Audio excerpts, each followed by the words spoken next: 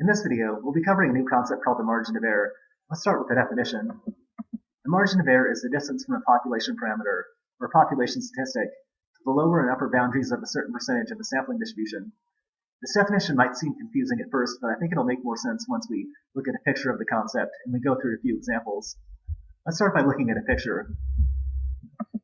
Let's imagine that a certain person is interested in what the mean income of the Bay Area equals. That person takes a random sample of the Bay Area, maybe by dialing random phone numbers. The person records the income of each person in the sample, and the person calculates the mean income of the sample to estimate the mean income of the entire Bay Area. In this situation, the population parameter, or population statistic, is the mean income of the Bay Area. That's what the person wants to know.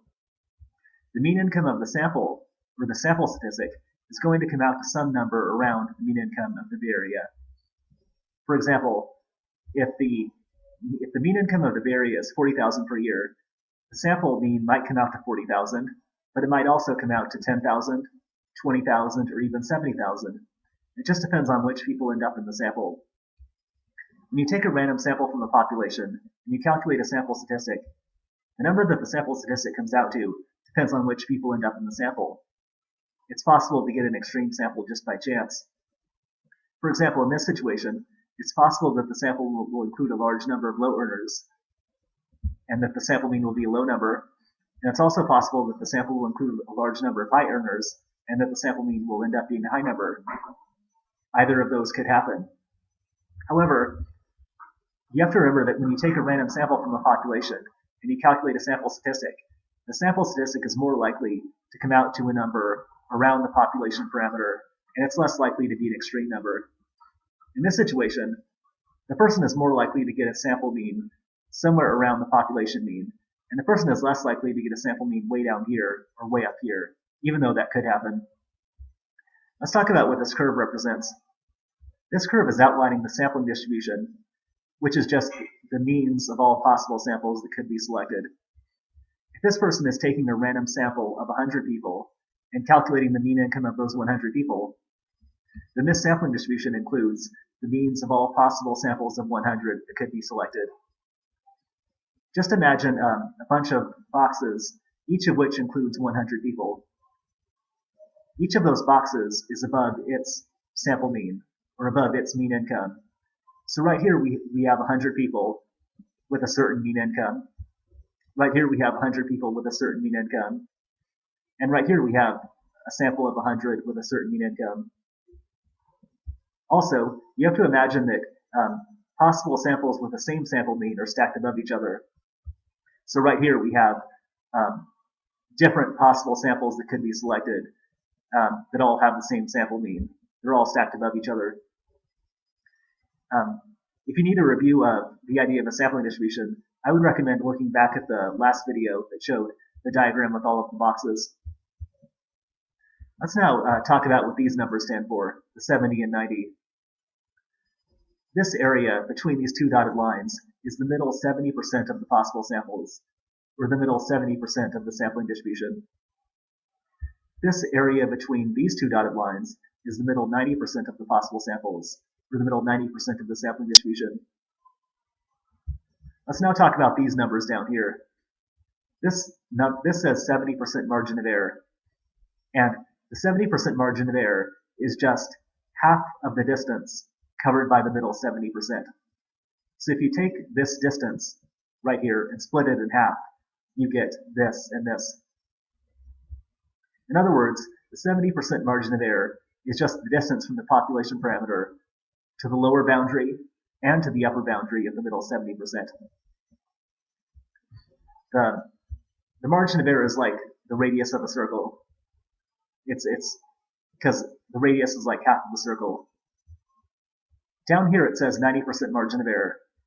The 90% margin of error is half of the distance covered by the middle 90%. So if you take this distance and split it in half, you would get the 90% margin of error. The 90% margin of error is just the distance from the population parameter to this boundary and this boundary of the middle 90%. Now I wanted to give you a little bit of a different way of thinking about the margin of error, and it has to do with probability. When this person takes a random sample of the population and calculates the sample statistic, the person has a 70% chance, or a 0.70 probability, of getting a sample somewhere inside of the middle 70%. The person has a 70% chance of ending up in this area right here.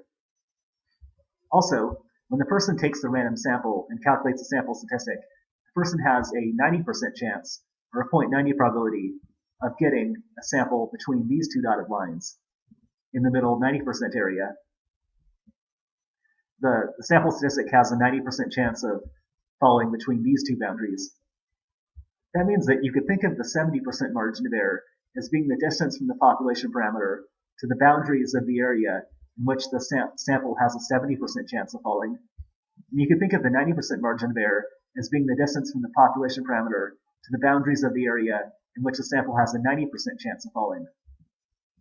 So overall, a random sample is being selected from a population, a sample statistic is being calculated, the middle 70% of the possible samples are in this area, the sample has a 70% chance of falling in this area, and the 70% margin of error is just half of the distance covered by the area.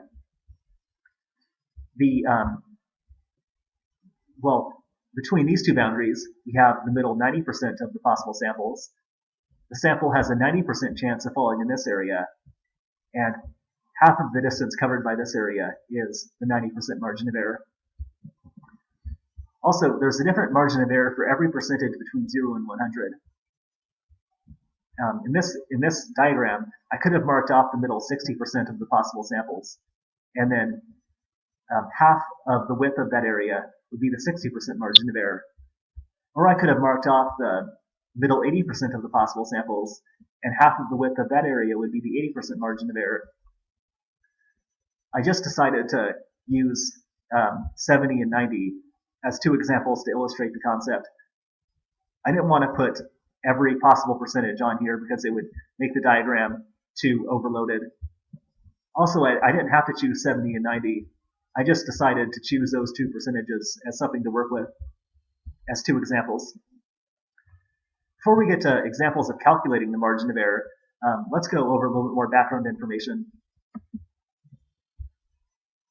When you take a certain middle percentage, like the middle 70% of the sampling distribution, there's going to be a z-score at the lower boundary and a z-score at the upper boundary, and those two z-scores will be opposite numbers.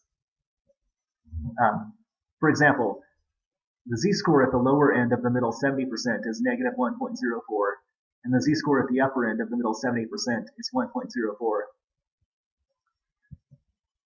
There's actually a table you can use to get these z-scores. If you go to that table, you can look up a certain percentage and then find the z-score at the lower end and the upper end of that percentage. I got 1.04 from that table. If you go to that table and you look up 90%, you'll find out that the z-scores are negative 1.65 and 1.65.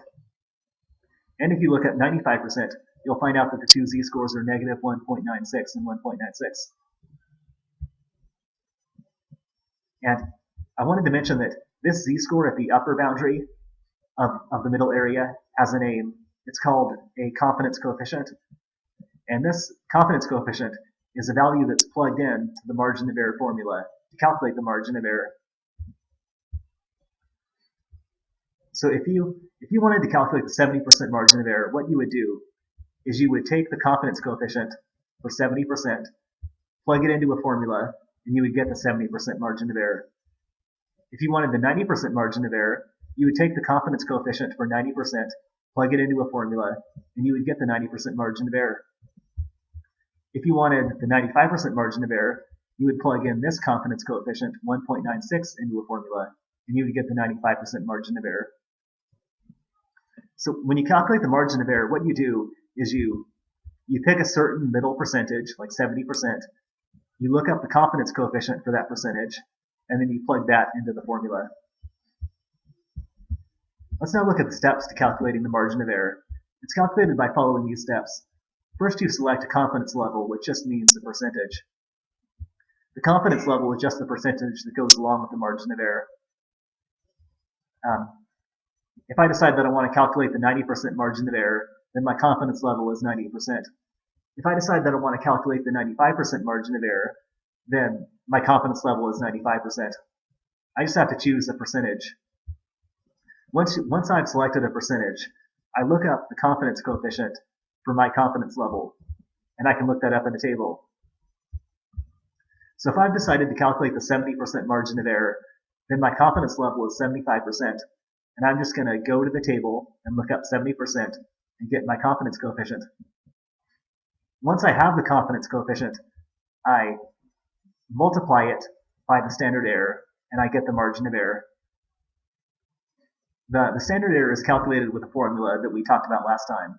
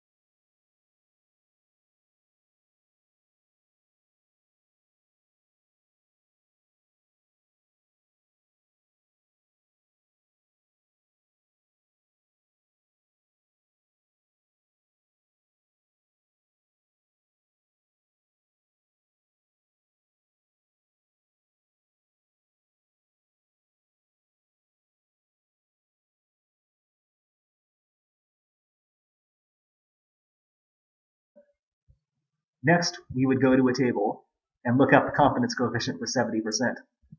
I actually did that for you.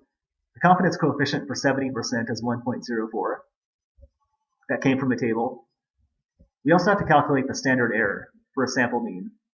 To do that, we take the standard deviation of the population, 4.2, and divide it by the square root of our sample size, which is 17 in this question. And since now, after we plugged in all three numbers, we just go through a few steps to get the answer. First, we get the square root of 17, which is 4.12. I got that by putting 17 under a square root key. We divide 4.2 by 4.12. We divide the fraction. That comes out to 1.02. Next, we just multiply 1.04 by 1.02, and we get our answer. The 70% margin of error is 1.06. To get this answer, I just followed three steps. I looked up the confidence coefficient for 70% from the table, plugged it in. I plugged in the population standard deviation and the sample size. After that, I found the square root of 17. I divided the fraction, and then I multiplied. Now let's talk about what this answer is actually telling us.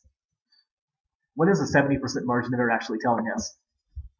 It's telling us that when this person randomly selects the sample from the population and calculates the mean age of the sample,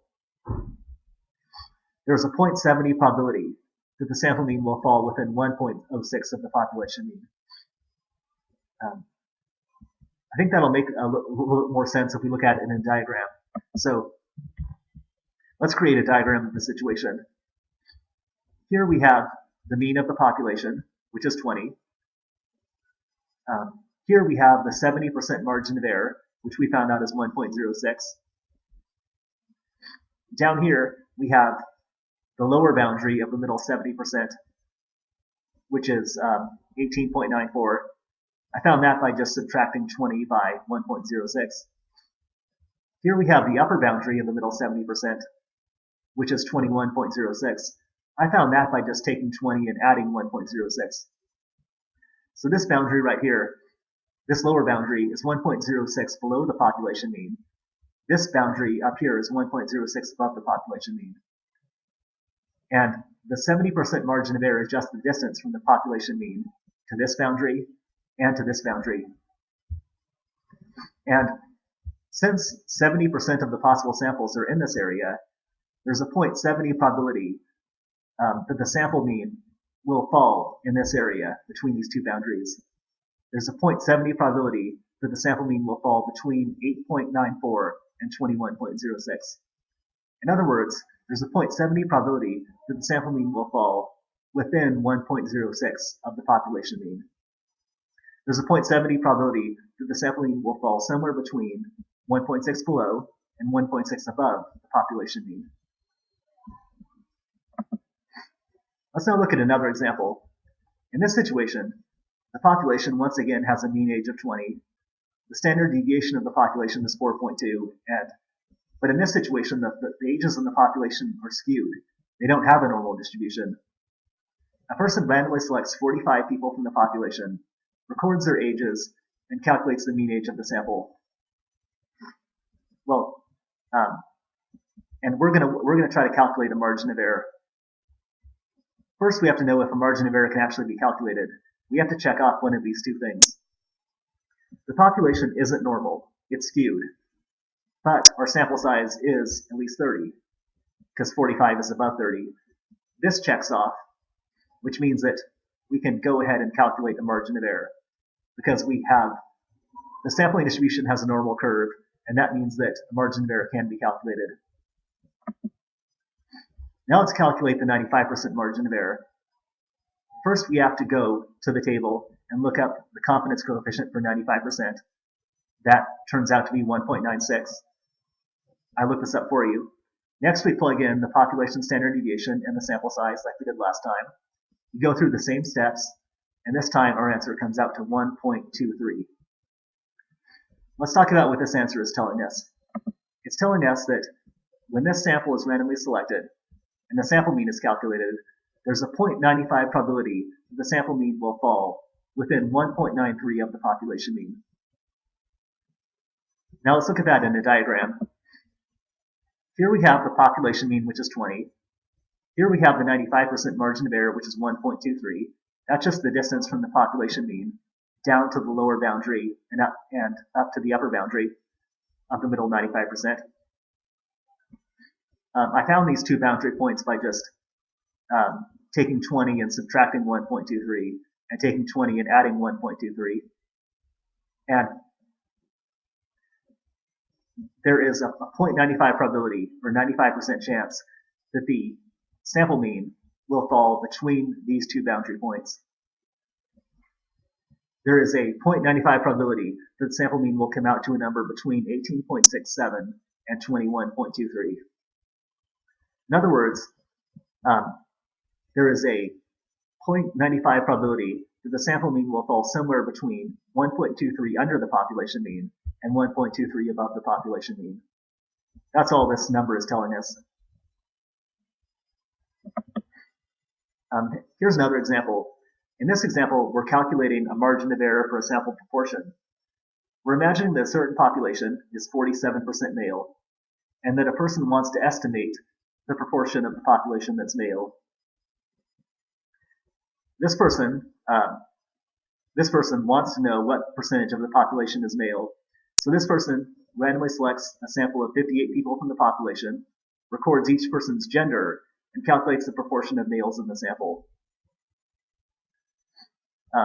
In other words, the person calculates the fraction of the sample that's male. So let's see if we can calculate a margin of error. First of all, is the sampling distribution at least roughly normal? When you're calculating a margin of error for a sample proportion, both of these have to be true to calculate a margin of error. N times p and n times 1 minus p both have to be at least 5. N is the sample size. P is the population proportion, which in our case is 0.47. So we take our sample size, 58, multiply it by our proportion of 0.47, and we get an answer. We have to see if it's above 5. It is, so it checks off. It needed to be 5 or larger, and it is. Here, we multiply our sample size, 58, by 1 minus p. Well, p is 0.47, so 1 minus p is just 0.53. If you subtract 1 by 0.47, you get 0.53. We multiply these two numbers, and we get an answer, and it checks off because it's 5 or larger. Since both of these answers come out to 5 or larger, we can go ahead and calculate the margin of error. We've met our requirement. So the requirement for when you're dealing with a proportion like we are here, the requirement is different than it was when we were dealing with the mean. Next, let's calculate the 95% margin of error. First of all, we have to get our z-score for 95%, which happens to be 1.96. Next, we plug in these numbers into this standard error formula. P, the population proportion, is 0.47, so that goes in here, and that goes in here. The sample size n, 58, goes in here. And once we work out all of this, we find out that the proportion we find out that the 95% margin of error is 0.13. Or 95. Now what's that telling us in this situation? Well, it's telling us that there's a 0.95 probability that the sample proportion that's calculated will fall within 0.13 of the population proportion. When this person takes a random sample of the population and calculates a proportion of males in the sample, there's a 0.95 probability that that answer will come out to something within 0.13 of the true population proportion. In other words, there's a 0.95 probability that the answer will fall somewhere within 0.13 of the true proportion of 47. Let's look at this in a diagram. The population proportion, or the proportion of males in the population, is 47%. The population is 47% male. The 95% margin of error is 0.13. These are the two boundary points. I got them by adding and subtracting, 0.13. And the proportion of males in the random sample has a 0.95 probability of coming out somewhere between the two boundary points, between 0.34 and 0.6. In other words, the proportion of males in the sample has a 0.95 probability of falling somewhere between 0.13 below and 0.13 above the population proportion. So now let's go over a few important points about the margin of error. First, it can only be calculated for a random sample. It can't be calculated for a non-random sample because the probabilities don't apply. When it comes out to a smaller number, a more accurate result is expected. That's because if it comes out to a small number, then the sample statistic is expected to fall in a narrow area around the population parameter. Third, when it comes out to a smaller number, when when either the sample size is larger or the population has less dispersion, because those two things lead to less error. Those two things lead to a more accurate result. And in most actual studies, the 95% margin of error is calculated. In other words, the percentage or the confidence level is usually set to 95% in actual studies. It's not usually set to any other number.